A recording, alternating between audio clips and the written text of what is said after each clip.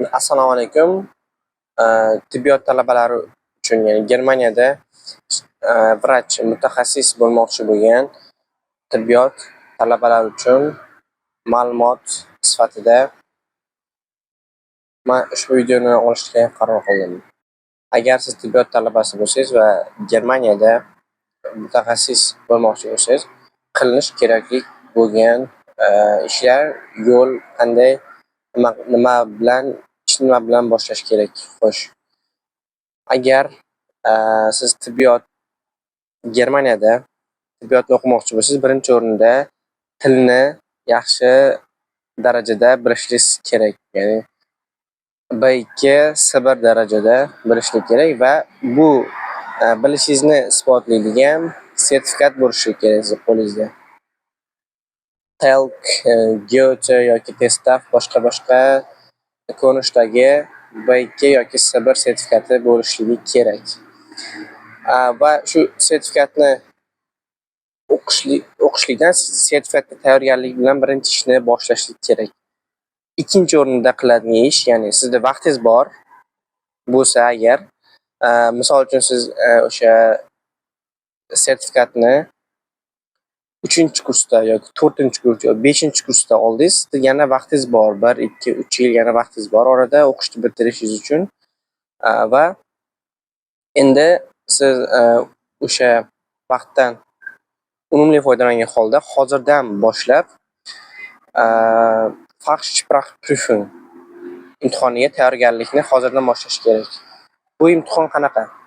Bu tibbiy nemis tilini qanchalik darajada biladi, shuni isbotlab beradigan, qanchalik darajada bilishini ko'rsatib beradigan imtihon. Bunga qanday tayyorgarlik ko'rinadi?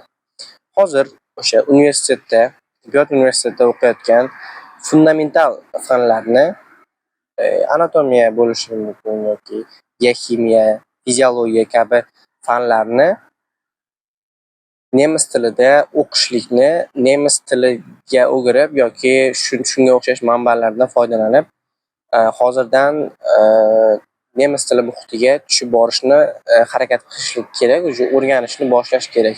Bu keyinchalik o'sha Fachsprachprüfung imtihonini topshirishga vaqt kelganda o'sha ancha yordam beradi, ya'ni nemis tili muhitida bo'ladi. Ya'ni o'sha bakalavr bitirgan o'sha bo'lsa mana shunaqa Fachsprachprüfung imtihoniga hozirdan tayyorgarlik boshlasa bo'ladi. Yoki agar vaqt qolmasa, ya'ni siz B2, C1 sertifikatini olish uchun o'sha 6-kursda oldingiz, bu o'rganishga vaqtingiz yo'q, siz hujjatlar yig'asiz va o'sha kerakli hujjatlarni jo'natib viza olishlikka harakat qilishni boshlaysiz. Xo'sh, shundan boshlash kerak harakat. Bu institut fundamental fanlar bilan universitet darsliklari bilan birgalikda ketadi.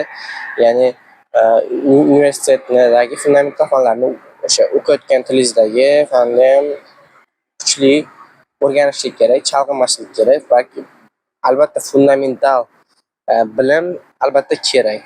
To'g'ri, Germaniyaga borganda u yerda o'zida vrachni mutaxassis tayyorlashadi, o'rgatishadi. O'sha o'rganasiz vrachdan boshqa. Lekin o'sha tushunishlik uchun tibbiy o'sha boshlang'ich bilim yetarli bo'lsa, nazariy bilim yetarli bo'lsa, Germaniyaga borganda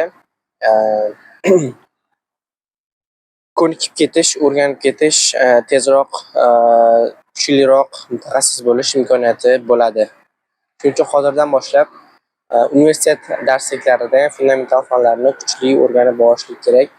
Bu bo'yicha men Germaniyada, o'sha Yevropada ishlayotgan o'zbek vrachlari bilan aloqaga chiqqanman. Ular bilan yozishganman, ya'ni Instagramda ularga savol yo'llaganman. Ya'ni bular biri Bek Olimjon va ikkinchisi Nerv blog. O'sha nom ostida blog yuritadigan Bekzod Uliyev vrach, neyroxirurg.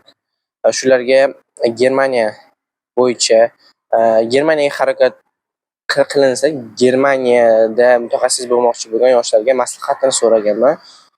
Shunda ular birinchi o'rinda ikkalasi ham aytishganki, birinchi o'rinda til eng kuchli bo'lishlik kerak, ya'ni maksimal C1 darajada kuchli bo'lishlik kerak. C1 sertifikatini oldi degani bu C1 darajada maksimalniy o'sha C1 darajaga mos gapiradi, so'zlasha oladi, fikrlay oladi degani emas. Shuning uchun til o'rganish bu 2-3 yillik loyiha va buni kuchli o'rganishlik kerak. Shunda boshqa qiyinchiliklar tuyulmaydi deyapti o'rganish. Shuning uchun birinchi o'rinda nemis tilini kuchliroq o'rganing deb maslahat berishgan. Xo'sh, boshqa variantlarni ham ko'rib chiqqandim. Ya'ni 3 yillik, ya'ni O'zbekistonda 3 yil Germaniyada o'qish varianti. Keyin boshqatdan hozir nemis tilini o'rganib, keyinchalik anaqa yana Germaniyada bakalavrga boshqatdan topshirib, birinchi kursdan boshlab nemis tili o'rganish, ya'ni universitetda o'qishni boshlash, o'sha hujjatlarni yuborib, boshqatdan bakalavr o'qishga harakat qilish, shu kabi rejalarim bor edi. Bu haqida ham savol berib ko'rdim aynan shu vrachlarimizga. Ular o'z tajribasidan kelib chiqib aytdiki, yo'q, bu ne qilishga arzimaydi.